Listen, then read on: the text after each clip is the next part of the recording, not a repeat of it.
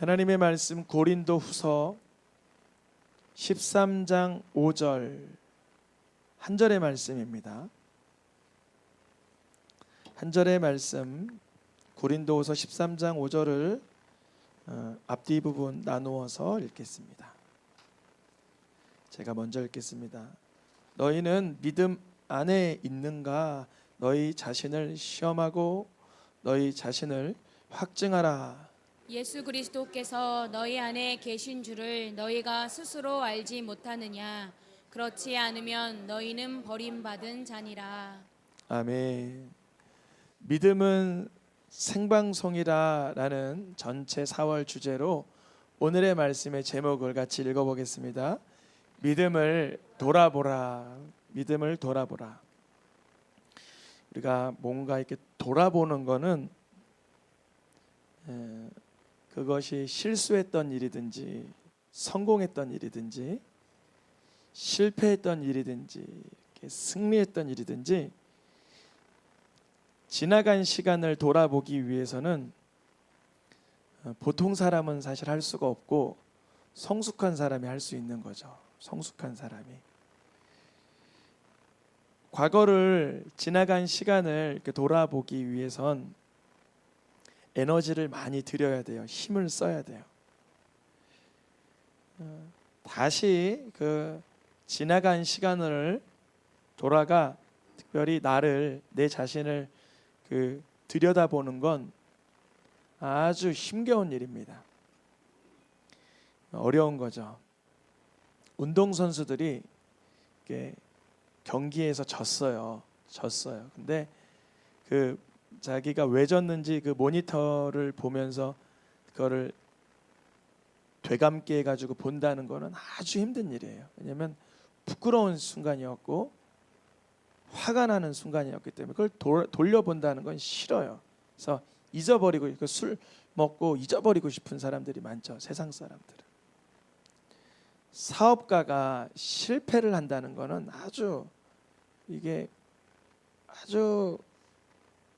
이게 곤욕스러운 일이에요.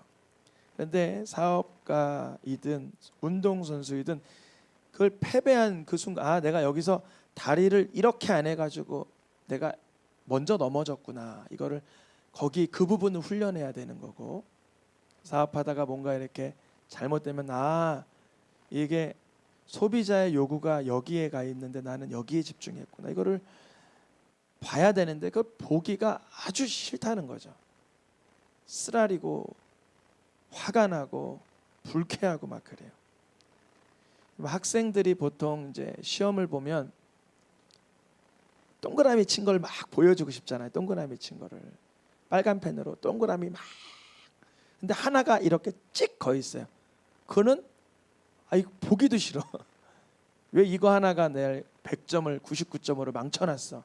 근데 사실은 시험의 목적은 너 99점이냐 이걸 보려고 하는 게 아니라 넌 어디를 잘 모르냐 이거를 검사해보자 해서 모르는 부분을 체크하려고 하는 거예요. 모르는 부분을 이렇게. 학생도 이제 오답을 보면서 자기들 보완하는 거예요. 내가 이거 더하기 빼기는 잘했는데 이 구구단을 못 외웠구나. 이거를 발견하는 거죠. 우리들의 믿음을 돌아본다는 것도 내가 그때 말이지 참 훌륭했지. 그때만큼은 내가 믿음 생활 요새 못해도 그때는 훌륭했어. 이렇게 믿음을 돌아보란 얘기가 아니라 내가 지금 잃어버린 첫사랑은 없는가? 요한계시록 7교회 말씀 주신 것처럼 생각하고 회개하라. 그것이 바로 믿음을 돌아보는 것입니다. 나를 돌아보는 거, 특별히 나의 믿음의 상태를 돌아보는 거, 이거는 굉장한 유익이 됩니다. 어려워요. 아주 어려워요. 특히 여성들보다 남성들이 훨씬 어려워요. 남자는 이게 자존심의 존재라 누가 이렇게 틀린 거, 잘못된 거 얘기하면 그거 잘 받으시는 분 한번 손들어 보세요. 나는 틀린 거, 잘못된 거 얘기하면 정말 잘 받아들인다 하시는 분 없으실 거예요. 남자들. 아주 없으실 거예요. 이거 힘들어. 남자들은요, 내가 틀린 거 말하면요, 틀렸더라도 화가 나요. 너무 틀렸는데 원래는 저기 서울을 가야 되는데 부산을 찍고 이제 부산을 가요. 당신 서울 가야 되는데 부산 찍고 가고 있어. 이러면 고마워야 되는데 화가 나. 나 부산에 볼 일 있어. 그냥 가버려. 그냥 부산에 볼 일. 그냥 이렇게 말하면 당신 날 사랑해서 왜 바다 구경해주고 싶어? 이렇게 말해버리면 차라리 내가 부산 찍었네. 아예 다음엔 부산 한번 가자. 그러면서 고쳐서 할 수가 있는데, 야, 이거 틀린 거 지적하는 건 진짜 여러분 사망의 음침한 골짜기 들어갈 작정하고 지적을 해보세요. 아주 힘든 거예요. 남자들은 특별히 아주 괴로운 일이죠. 남자들에겐 패배를 곱씹어보고 실패를 발판 삼고 오답을 보완한다는 건 아주 싫은 거예요. 근데 그게 성숙한 사람은 과연 해낼 수 있어요. 성숙한 사람이 누구냐면 성령님의 도움으로 사는 거예요. 성령님, 죄에 대하여, 의에 대하여, 심판에 대하여 날 알려주세요. 알려주세요. 뭐가 내가 모자른지, 내가 뭐가 빈약한지, 어디에서 내가 잘못했는지 알려주세요. 간혹 이제 한 달에 한 번, 두 달에 한 번 기도원 가잖아요. 왜 가는 거냐면 돌아보려고 가요. 돌아보려고. 내가 사역하다가 실수하거나 잘못하거나 더 잘하지 못하거나 열심히 하지 않거나 온전하지 못하거나 그런 게 뭘까 주님께 기도해요. 그런데 지난달엔 그걸 기도하는데 갑자기 눈물이 나는 거예요. 왜냐하면 이렇게 기도했어요. 하나님, 더 잘할 수는 없어요. 내 한계의 끝이에요. 나는 성품적으로나 인성적으로나 또 어떠한 그런 모든 면에선 나는 부족해요. 주님이 하실래면 하시든지 마시든가 주님 알아서 하세요 기도하는데 펑펑 눈물이 나는 거예요. 믿음 돌아보면서 여러분 삶에서 있었던 여러분들의 부족함, 모자람을 호통하려는 의도가 아니라 그걸 주님 앞에 쏟아내라는 거예요. 믿음을 돌아보라. 여러분 똑같이 믿음을 돌아봤는데 가룟 유다는 믿음 돌아보더니 자기 목을 매버려요. 베드로는 자기 믿음 돌아보더니 예수님께 붙잡혀요. 무슨 차이일까요? 똑같이 돌아봤는데 자기 실수, 나의 믿음 없음, 연약함을 돌아봤는데 한 사람은 멸망으로 끝났고 한 사람은 초대교회 사도로서 수장으로 끝났어요. 순교로 끝났어요. 무슨 차이일까요? 내 이 믿음 없음과 내 연약함과 오답 노트를 보면서 실수와 실패를 보면서 주께 의지하는 자는 소망이 생기는 거예요. 주님, 내가 돌아보니 내 믿음을 돌아보니 젊은 시절에 금식 기도도 하고 선교도 갔다 오고 헌신도 하고 재능을 살려 아이도 가르치고 성경도 읽고 그랬건만 내가 이제는 부족한 게 많네요. 근데 내 힘으로는 지금 이 나이에는 이 시기에는 그렇게 다 해낼 수가 없네요. 주님 앞에 믿음을 돌아보며 기도할 때 새로운 은혜를 주세요. 사명도 주시고 소명도 주십니다.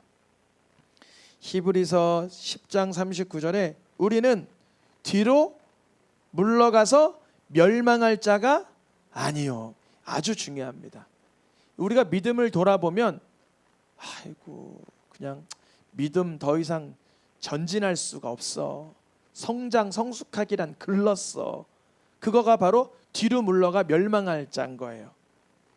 우리가 믿음 생활하다 보면은 뒤로 퇴보하게 사단이 우리를 정죄할 때가 많아요. 우리를 책망하고 판단하고 공격하고 넌 정말 그것밖에 안 되는 존재야 그러면서 사단이 우리를 뒤로 물러가며 멸망하며 퇴보하고 변질되게 만들어요.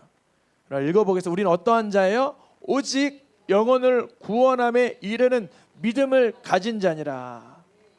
우리의 영혼을 돌아보면서 실수하고 실패하고 빈약하고 모자란 게 분명히 있지만 그걸 보라는 거지만 생각해보고 회개해야 되지만 그렇다고 우리가 부족하고 연약하다 해서 그것이 멸망할 도구가 아니라 베드로가 예수님을 부인한 건 멸망할 기회가 아니라 그가 예수님을 믿을 기회였다는 거예요.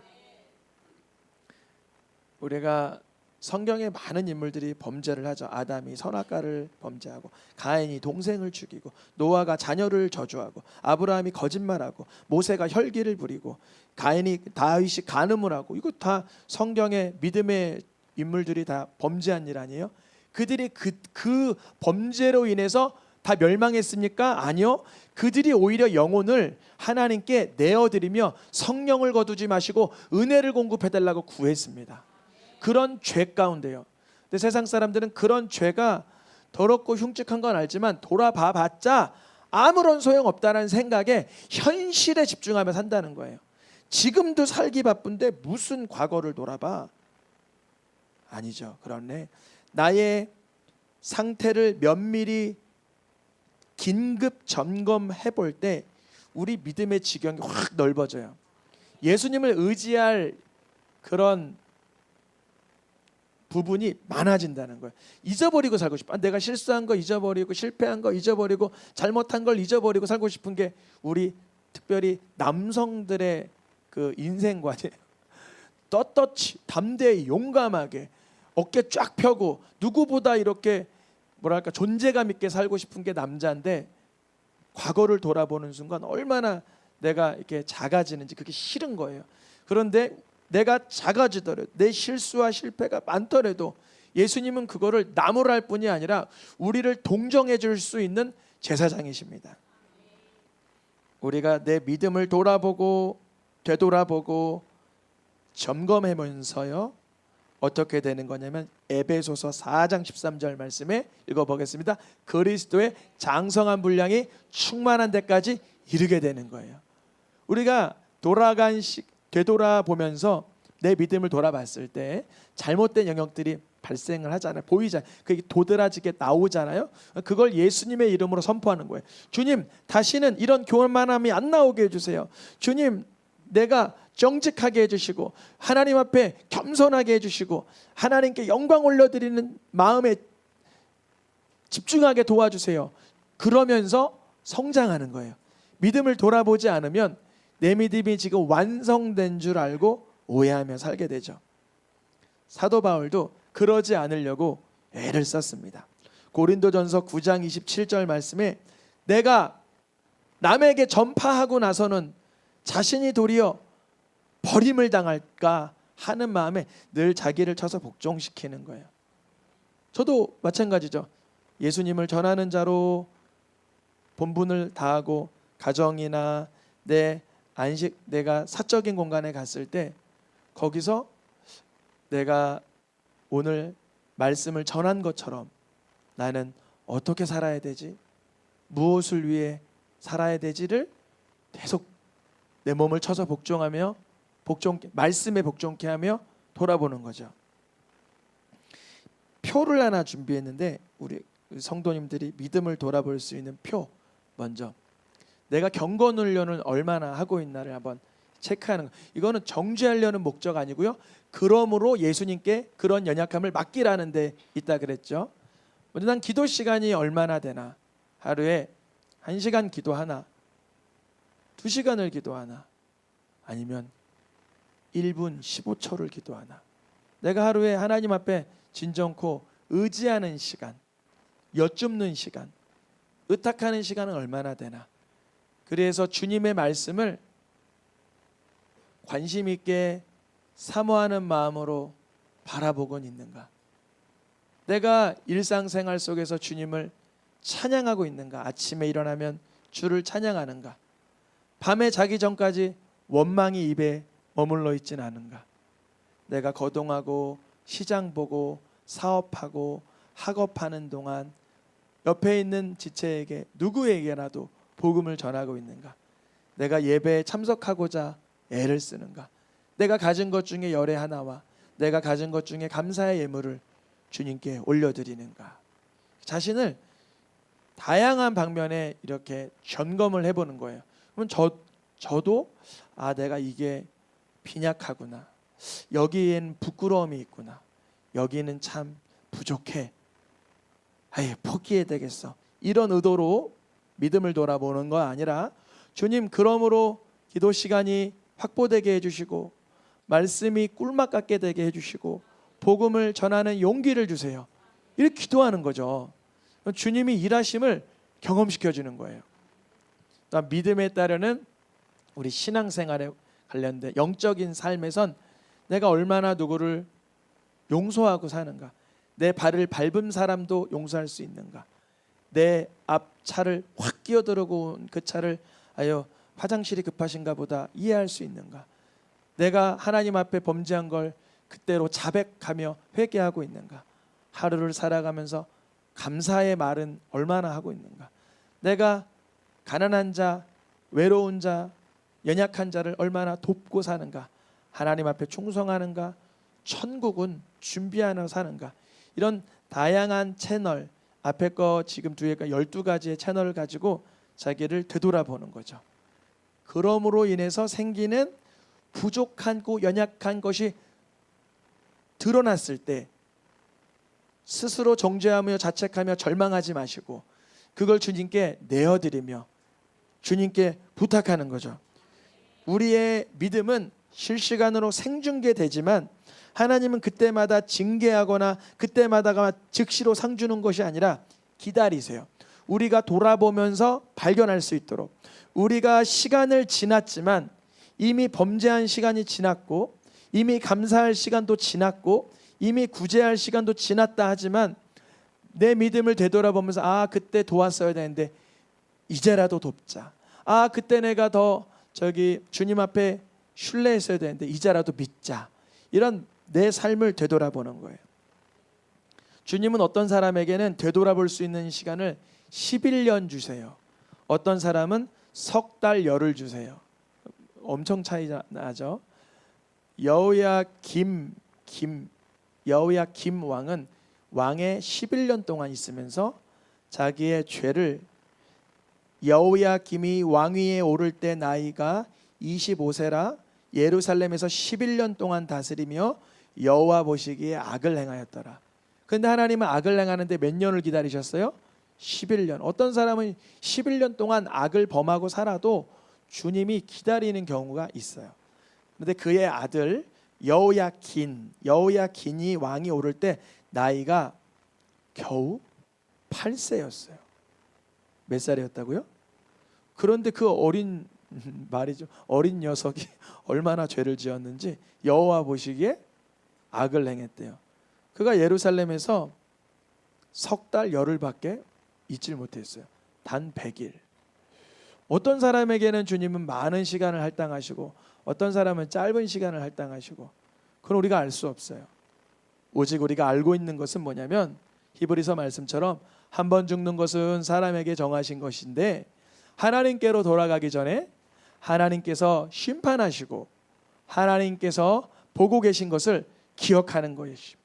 우리가 하나님께서 지금 나를 보고 계신다, 이 인식이 어떤 사람에게는 50년 살아도 절대 머릿속에 안 들어가는 사람이 있고, 단 5시간 아니 5분 말씀을 받는데 하나님의 현존하심이, 살아계심이 즉시로 깨달아져서 경외하게 되는 사람이 있어요. 어떤 케이스가 좋을까요? 제가 이제 고등학교 때 예수님을 인격적으로 만나고 친구들에게 복음을 전했어요. 근데 참 기특한 애들이 많아요. 세상적으로 내가 지금 예수 믿어서 술도 못 먹고 담배도 못 피고 뭐 이런 재미난 것도 못 하고 일요일 날 꼭 너처럼 교회 가야 되는데 내가 왜 지금부터 그 나쁜 걸 내가 해야 되냐? 나중에 죽기 전에 예수 믿을게 그러는 거예요. 근데 그리고 지금 몇 년이 지났냐면 한 30년 가까이 지냈죠. 근데요, 그때 예수님을 인격적으로 만난 저나 그리고 제 친구 하나가 목사님이 됐더라고요. 저쪽에 경상도에서. 이름이 필수라는 애예요. 필수. 김필수 목사님. 거기는 100년 된 교회 목회자로 가셨어요. 기감측인데, 아니 기독교 장로의 측인데, 저는 그 고등학교 때 보면서 걔 신기했어요. 저도 고등학교가 종로에 있었고 집이 일산이었는데 꽤 멀었죠. 집에 갈 때마다 가끔 걔도 일산 살아서 보는데 얼굴이 양반 같아요. 늘 뭐라 그럴까? 하여간 그 아주 얼굴이 근엄해요, 아이가. 근데 그때 예수님 믿는지 몰랐어요. 얘가 어느 날 대학도 가고 군대도 갔다 오고 나중에 예수님을 인격적으로 깊이 만났는지 목사님이 되셨더라고요. 그 가정이 지금 어떨까요? 너무 복되죠. 너무 아름답죠. 예수님을 믿고 사는 가정은 바뀌는 거예요. 그런데 그때 나 예수님 나중에 믿을래, 지금 믿어야 내가 하고 싶은 대로 못 살잖아 하던 친구들의 부류는 척박하게 살더라고요. 왜냐하면 죄를 이길 힘이 없어요. 세속적인 인생을 거부할 수 있는 힘이 없어요. 왜냐? 그게 너무 좋으니까. 술, 담배, 중독, 음란, 쾌락, 세속, 또 이 수많은 영적인 공격들에게 그를 대항할 능력이 없어요. 우리에게 주어진 시간이 얼마만큼인지 알 수 없지만 우리는 언제라도 나의 영적인 상태, 믿음을 돌아보아야 됩니다. 근데 믿음을 돌아보라고 하니까 믿음을 돌아봐야 되는데, 돌아보다가 내가 그때 조금만 더 잘했으면 이렇게 오를 주식을 내가 그때 왜 안 샀지? 내 믿음을 돌아봐야 하는데 그때 그놈하고 같이 사업하는 게 아니었는데 자꾸 세속적인 기준으로 돌아보는 경우도 사단이 공격을 해요. 마치 소돔과 고모라에서 건져내 버렸는데 누구죠? 롯의 아내가 그 망하는 세상을 바라보며 소금 기둥이 되고, 나아만 장군을 낫게 했더니만 굳이 그 사람 쫓아가서 문둥병을 받아오고, 문둥병 받아오는 나아만 장군의 엘리사의 종 게하시나 롯의 아내 그분이나 분명히 돌아는 봤어요. 내가 그때 왜 금덩이를 안 가져왔지? 내가 그때 왜 거기 소돔과 고모라에서 그거 뭐 안 가져왔지? 돌아보라 그러니까 아주 육신의 것에 집중해서 돌아보게 되는 거죠. 근데 주님이 우리를 돌아볼 때 이런 마음을 주셔야 돼요. 요한일서 2장 17절에 이 생상도 정욕도 다 지나가는 것이다. 그때 내가 그거 하지 못한 거 후회할 거 없다. 차라리 그게 복입니다. 제가 여러분 이거 주님 앞에 받은 감동인데요. 저는 어렸을 때 너무 부도가 많이 났어요. 제 아버지가 사업을 하시는데 부도가 너무 많이 났어요. 그래서 정말로 이사를 한 번, 두 번, 세 번, 네 번, 여러 번 갔어요. 제가 기억나는. 근데 제게 주신 감동이에요. 잘 살았으면 제가 예수님 잘 안 믿었을 것 같아요. 왜냐하면 많이 잘 살았을 땐 너무 잘 살았을 때가 있었어요. 너무 잘 살았을 때는 부족함이 없으니까 죄를 지을 수 있는 확률이 아주 높아지는 거예요. 근데 어쩔 수 없이 대학 가자마자 아르바이트를 할 수밖에 없고, 대학 등록금을 마련할 수밖에 없고, 학원에서 강사를 하면서 교회에서 사역을 하면서 뭐 이렇게 살 수밖에 없었어요. 왜냐하면 어려우니까. 7남매가 다 대학을 가니까 자기 학자금은 자기가 마련해야 되는 거예요. 그래서 대학교 졸업할 때 제 빚이 1,500만 원이었어요. 왜냐하면 학자금을 갚아. 근데 감사하게 주님이 군대를 공장으로 보내주셨어요. 거기서 다 갚았죠. 공장에서 일하면서. 근데 오히려 그렇게 고생하고 어려웠지만 세상을 돌아보면서 그때 조금만 더 잘 살았으면, 그때 좀 이득을 봤으면 이러지 않고, 그때 하나님의 뜻을 발견하고 예수님을 내 인격적으로 구주로 만난 게 최고의 복이구나. 그래서 내가 가정에 위기가 있을 때 이겨낼 수 있고, 갈등이 있을 때 화해할 수 있고, 곤란이 있을 때 영광 돌려드릴 수 있구나. 믿음을 돌아보라. 믿음을 돌아보는 가운데 여러분, 세속적인 것을 돌아보지 마시고 믿음을 돌아볼 수 있기를 축복합니다. 그러니까 우리가 믿음이 영적으로 내 과거가 조명되기 위해선 반드시 성령님의 도우심이 필요해요. 성령님은 아주 밝은 라이트를 가지고 계세요. 아주 우리는 죄는 어두운 가운데 짓거든요. 그래서 과거에 내가 무슨 죄를 졌는지 잘 몰라요. 잊어버려요. 내가 그렇게 흉측하고 음흉하고 악하고 추악하고 부끄럽고 아주 유치한 죄를 지었고도 말했지만 그걸 잊고 살아요. 정말 내가 얼마나 흉측한 자인지 그걸 잊고 또 반복하는 거예요. 또 나쁜 생활, 못된 생활, 악한 생활, 그리고도 하나님이 또 참아 주시겠지 생각을 하는 거예요. 한번 과거를 되돌아볼 때 성령님의 도움으로 조명을 받으면 아하, 내가 그래서 그랬구나. 그래서 우리가 성경을 왜 읽느냐면 성경은 우리의 거울이 돼요. 유다서 1장 7절에 뭐라고 되어 있어요? 유다서 1장 7절, 영원한 불의 형벌을 받음으로 거울이 되었느니라. 성경에 나타난 이 사람들은 과거를 지나간 시간을 되돌아보되 세속적으로 음란하게 아주 탐심적으로 과거를 돌아보는구나. 그것이 거울이 되는 거예요. 내 믿음이 나는 그러지 않아야 되겠다. 나는 하나님의 뜻 가운데 사는 법으로 깨달아야 되겠다. 이렇게 거울이 되는 거예요. 구약 시대에 그 물두멍을 만든 게 거울로 만들어졌어요. 거울로.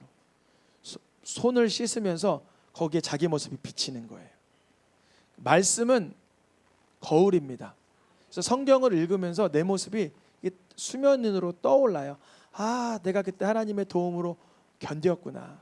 내가 그때 하나님을 의지하지 않아서 미끄러졌구나. 이렇게 거울로 하는 것입니다.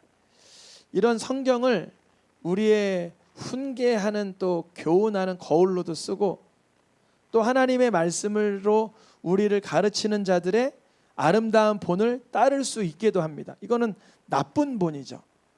히브리서 13장 7절에 읽어보겠습니다. 그들의 행실의 결말을 주의하여 보고 그들의 믿음을 본받으라. 어떤 자들이요? 말씀을 잘 전달하던 자들. 소돔과 고모라나 나아만 장군에게 문둥병 받아온 게하시 같은 경우는 본받을 믿음은 아니죠. 그러나 그런 걸 통해서 나를 거울로 내게는 그런 모습이 없는가 돌아보고 또한 말씀 따라 사는 자들이 있다면 그들을 주의하여 보면서 믿음을 본받아라. 믿음을 본받아라.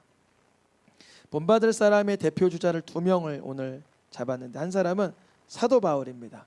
사도 바울은 믿음을 어디에 비유했냐면 운동 경기장 상황과 이렇게 흡사하다 비교해놨어요. 나는 달려갈 선한 싸움을 싸우고 달려갈 길을 마치고 믿음을 지켰다. 사도 바울은 어떻게 믿음을 지켰을까? 자기의 삶을 돌아보면 스데반 죽일 때 거기 옆에 있었고 거짓 고소자자 대동했었고 많은 예수 믿는 자들을 핍박하던 자기 자신을 돌아보면 얼마나 자책감이 많이 들었겠어요. 그런데 사도 바울은 어떻게 믿음을 지켰을까요? 오호라 나는 공고한 사람이로다. 이 사망의 몸에서 누가 나를 건져내랴? 오직 우리 주 예수 그리스도로 말미암아 하나님께 감사한다. 내 믿음을 돌아보면 사도 바울도 자기 자신을 찌르고 자책할 만한 사건이 너무 많아요. 스데반 사건, 예수 믿는 사람들 감옥에 갇힌 사건, 거짓 고소자 대동한 사건, 한두 가지가 아닐 거예요. 사도 바울도. 그런데 그 믿음을 자기의 부족한 믿음을 돌아볼 때 다시 예수님을 바라보는 거예요. 예수님이 나를 위해 피 흘리신 그 사랑은 나를 회복시켜주는 거예요. 나를 정죄감에서 벗어나게 하고 다시금 믿음의 내 코스 위에 다시 올려다 두게 합니다. 예수님의 능력이죠. 두 번째 사람은 사도 베드로의 믿음입니다. 베드로는 믿음을 영적인 전쟁이라고 선포했어요. 영적인 전쟁이 뭐냐면 베드로전서 5장 9절 앞절에 보니까 우는 사자처럼 다니는 그 사단 마귀를 대적하라는 거예요. 사단 마귀를 대적하라. 사단 마귀를 어떻게 대적했을까요? 베드로에게 이렇게 공격했을 거예요. 사단이 베드로, 너는 너의 스승이 그렇게 처참히 죽어가는데 뭐 하고 있었어? 도망갔잖아. 부끄럽지도 않아. 비겁했잖아. 너 부인했고 예수 심지어 저주했다며 또 믿는다고? 이렇게 공격했을 거예요. 그 믿음을 말이죠. 그런데 사도 베드로는 자신의 그 정말 열악한 믿음의 현 주소를 인정했어요. 그렇습니다. 나는 그렇게 부끄러워했던 자고 그렇게 치사한 사람이었고 그렇게 조롱받아 마땅한 사람이지만 그런 나를 위해서 예수님이 대신 죽어주신 것입니다 라고 믿음으로 선포하는 거예요. 이 영적인 전쟁. 우리가 믿음을 돌아보라 했을 때 여러분 믿음 돌아보세요. 얼마나 못 사셨어요. 회개하세요. 빨리 기도합시다. 이런 목적이 아니에요.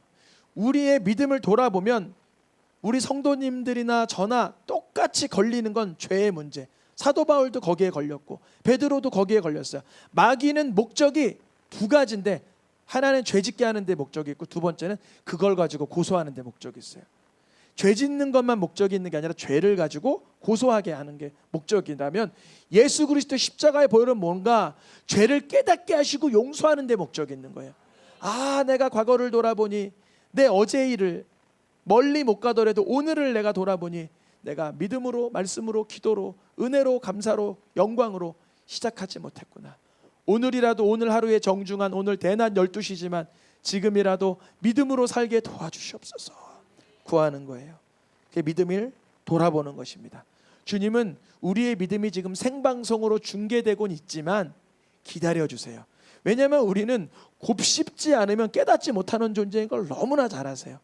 그래서요, 우리가 믿음이 지금 즉시로 주님이 보고 계시지만 기다리고 계신다는 걸 알게 됩니다. 오늘의 마지막 말씀 읽고 마치겠습니다.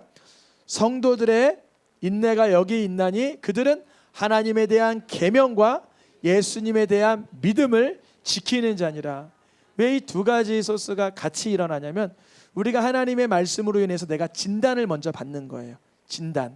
그것이 바로 엑스레이나 MRI처럼 내 속사람을 들여다보는 도구가 말씀, 계명, 율법이라면 그것으로 인해서 나는 죄인이야, 더 이상 인생 살 거 없어, 포기해야지, 사단이 주는 공격. 그러나 하나님은 그 말씀을 통해서 죄를 깨달았다면 이제 그 죄를 대신하여 다 내어주시고 피까지 흘려주시고 생명을 주신 예수님을 구주로 믿으라는 것입니다.